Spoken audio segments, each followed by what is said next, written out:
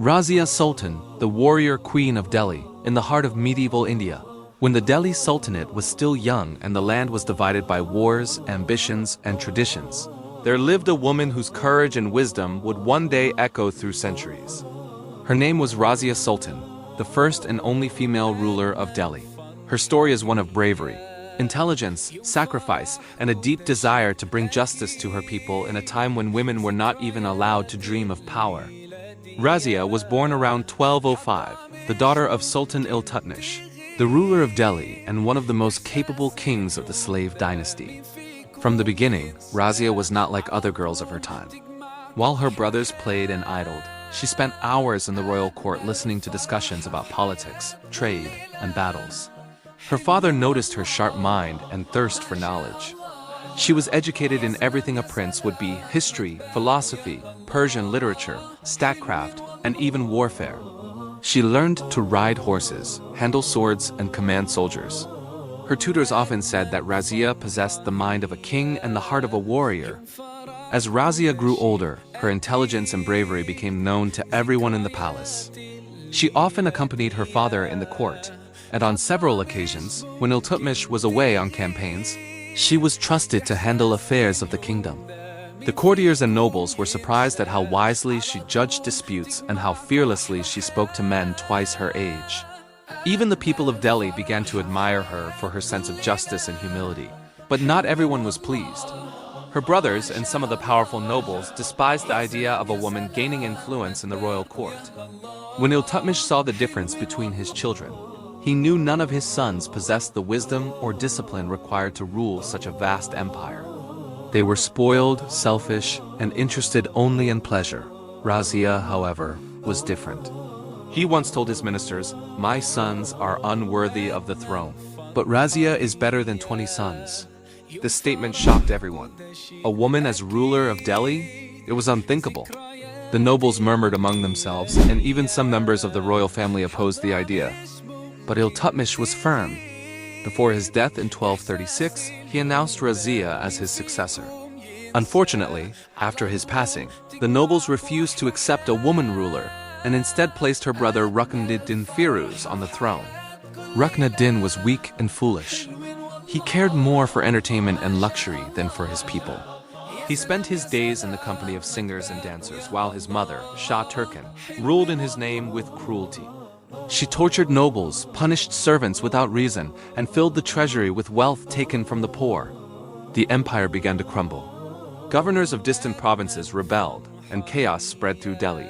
The people, remembering the just and kind Razia, began to whisper her name again.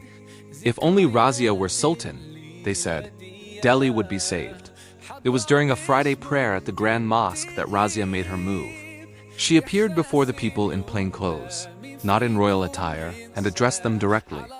She spoke about justice, faith, and the duty of a ruler to protect the weak. Her voice was strong and full of truth. The people rose in her support. Within days, a revolt began, and Rukn-ud-din was overthrown. In 1236, Razia became the Sultan of Delhi, the first woman to sit upon the throne of the largest and most powerful empire in India. Her coronation was both a miracle and a storm. Many nobles refused to bow before a woman. They sneered and said, "The throne is no place for a daughter of Eve."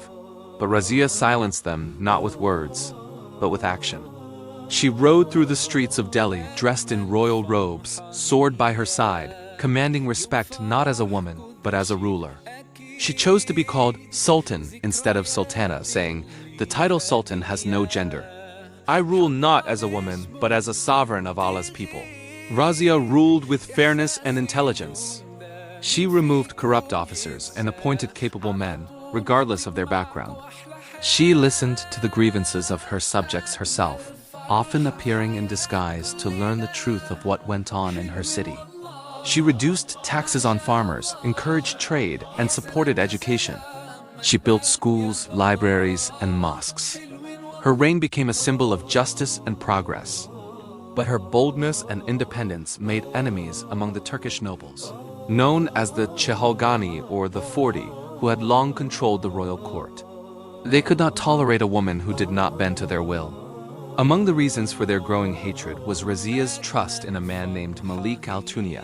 the governor of Bathinda, who had been her childhood friend. She had appointed him to a high position because she trusted his loyalty. Rumors began to spread that she favored him more than others, and her enemies used this to poison the minds of the nobles. Still, Razia continued to rule fearlessly. She led armies herself into battle. She rode at the front, shining in armor, her horse galloping through dust and arrows. Her soldiers admired her courage, and her enemies feared her. Once, when rebels rose in Bengal, she sent her army and defeated them with strategy and strength.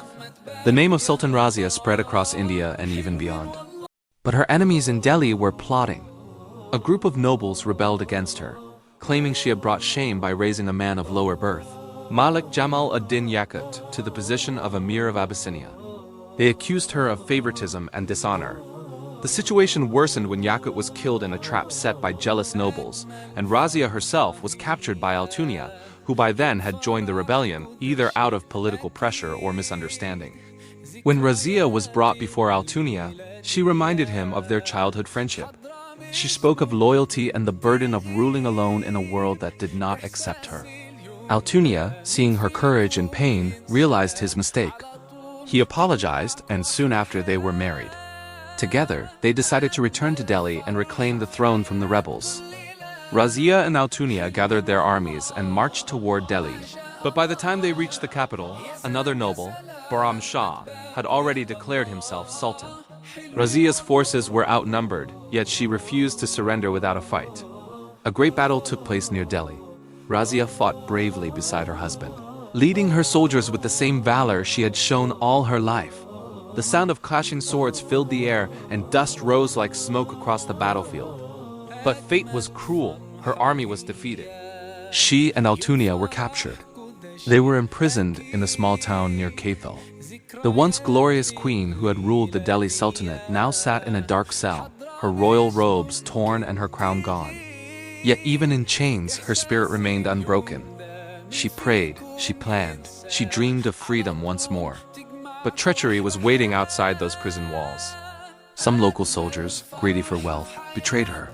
They attacked her and Altunia while they were trying to escape, killing them both. Razia Sultan died in 1240, only 4 years after she had taken the throne. She was barely in her mid-30s. Her grave, simple and unmarked, still lies in Delhi, a quiet resting place for the woman who once ruled one of the greatest empires in the world. For centuries, her story has inspired poets, writers, and historians. She broke barriers in a time when women were expected to stay hidden behind veils. She ruled with courage when even men hesitated. She was a symbol of equality, wisdom, and bravery. Razia's short reign left a long legacy. She proved that leadership has no gender, that justice and courage can shine from any heart, man or woman. The people of her time may have doubted her, but history remembers her as Razia Sultan, the warrior queen, who fought not just enemies on the battlefield, but also the chains of tradition and prejudice. Her life became a legend, her name a story whispered to every girl who ever dreamed of greatness. Many years later, travelers and scholars wrote about her. They said, Razia was endowed with all the qualities befitting a king. She was just wise and brave. Her only fault was that she was born a woman. These words capture the tragedy and triumph of her life. She ruled in a world that was not ready for her. Yet she ruled nonetheless with dignity, honor, and faith in her people. In the hearts of those who believe in courage and equality, Razia still lives. She stands as a shining figure in history, a reminder that strength and intelligence belong to no gender. Her story tells us that dreams, no matter how impossible they seem, can become truth if one has the courage to fight for them. And so even today, centuries later, when the sun sets over the domes and ruins of old Delhi, it seems as if her spirit still walks through the wind. Razia Sultan, the queen who dared to be king.